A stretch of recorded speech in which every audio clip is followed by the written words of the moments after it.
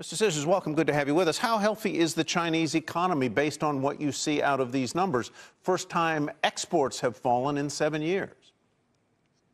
Yeah, it's not healthy. I want to start by saying there's no crisis here. People have been using the word crisis a little loosely as applied to 2023, and there's no crisis.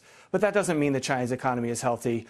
You have disinflation, meaning that you have falling inflation to the point where people are starting to worry, well, are we going to get outright deflation? So far, that's only in the property sector.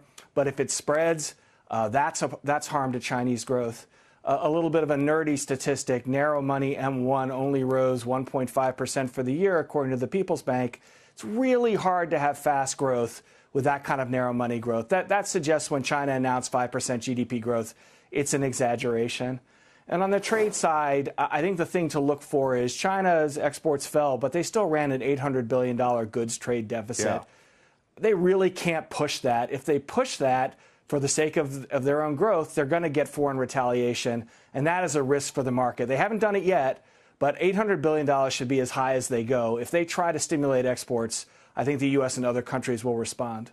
Let's talk a little bit about whether there is stimulus in the pipeline. You sort of hinted at it right there, that they can't push their export economy because of the risk of retaliation from the U.S. and others.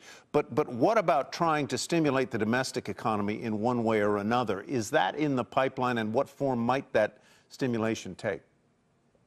Well, they have two, if they don't just target exports, and again, I don't think they will, they have two basic kinds of stimulus, fiscal and monetary. On the monetary side, they've tried. They've cut borrowing costs, and it just hasn't worked. Loan growth is slowing. It's still pretty fast. It's over 10%, but it's slowing. And as I said, narrow money M1 is very slow.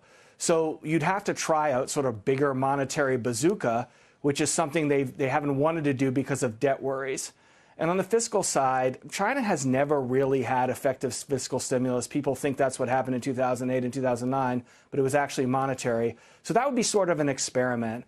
I think you might get an experiment in fiscal stimulus, and there the challenge is, are you stimulating consumers, which is what you want, or are you just stimulating companies?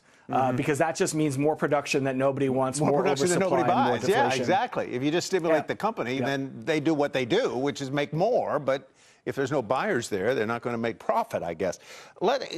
Could we turn back to what we talked about with Admiral Stavridis there, and that is your perspective on these Taiwan elections over the weekend. What are you watching there?